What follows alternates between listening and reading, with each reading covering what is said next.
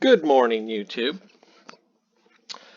Today's video asks the question, is the coronavirus bringing us together? Okay. Now,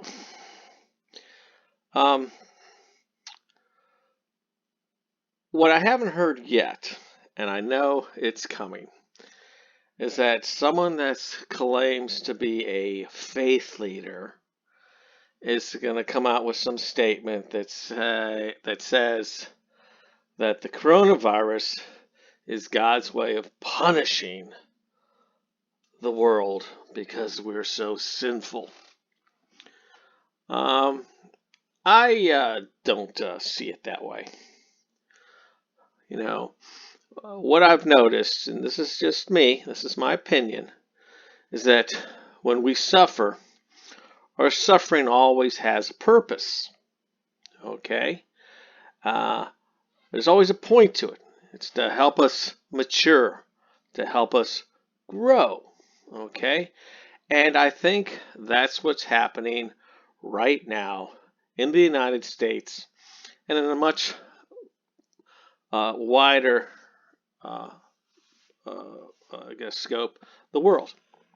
Now, I see Nancy Pelosi, that evil succubus, has decided not to try and extort any sort of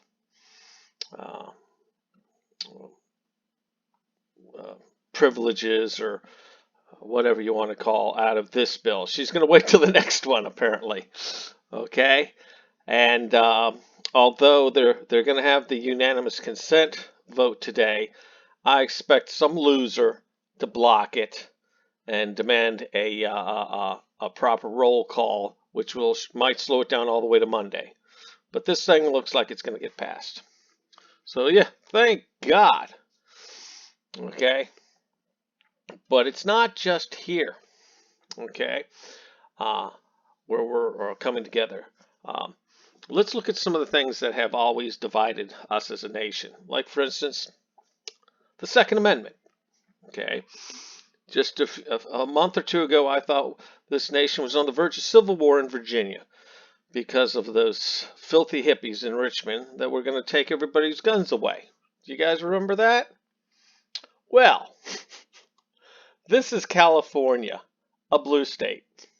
We're running out of guns. A.O. Sword Firearms in El Cajon has been busy lately. We have about 10 times our normal sales. Gun store owner David Chong even has lines forming outside of his shop. I apologize for my voice. All right. It looks like perhaps maybe Blue America is realizing that there's a reason, a good reason for us to have firearms. Okay? God is wondrous, isn't he? Okay? I guarantee you that a lot of those people in line, okay, looking for an AR-15 a few months ago were going like, well, you don't need a gun like that. Now they understand. Okay? Let's look at another issue that has divided us. The open borders debate. Trump has sealed off the border with Mexico. Immigration has grinded to a halt, and nobody cares. These open border liberals now understand why borders and walls and fences are important. There you go. Now, let's go to this executive order. Okay. Now, a lot of people on Wall Street thought that it was a really good idea to send all our manufacturing overseas. Okay, because they could save 2 cents on each, aspirin, right? And they were upset with Trump, when he started talking about how we have to bring our manufacturing back to the United States. And here you go. Now, there's still, a little resistance, but Trump's getting ready to sign an executive order that's going to demand that all our medications be manufactured here in the United States. Now, right now we are importing $120 billion worth of medicines from China. With this executive order, that stops immediately. That's $120 billion that's cut worth of production that is coming back to the United States, and nobody is complaining. Well, hardly anybody. Okay? All right. But it's not just the blue staters that are having their eyes opened. It's also the red staters. Okay? Republican lawmakers, along with the president, is supporting these direct payments, what the hippies call a universal basic income. Okay? They realize that the people are suffering and they need money in their hands right now. Now, what I think they're going to find is that this thing actually works, and we might see more of this in the future. But the bottom line is these Republicans that were screaming socialism, socialism, socialism a few months ago, when Bernie Sanders was talking about this, have just signed off to the largest UBI experiment ever. Okay, when this is all over, we're gonna find out whether or not this thing actually is practical or not. The other thing that the Republicans are starting to discover is the value of a safety net. Look at this. Unemployment that actually matches what you're making, unemployment that actually gives you enough time to get back on your feet. And this was championed by Republicans. So Republicans are getting an education too. Now, there are still problems left to solve, like the health insurance crisis. Okay, we're gonna have to handle this.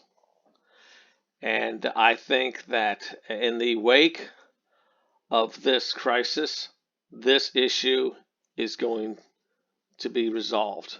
They're going to find common ground. Even the homeless are on the table. Because, let's face it, the plague spreads amongst the homeless, they're going to get the rich people sick too. It's in everyone's self-interest to solve this homeless problem. And I believe we will. So, let's look at this as the glass half full and not half empty. Let's try to be optimistic about this. This virus, this coronavirus, has given us a great opportunity to heal our country. And I have every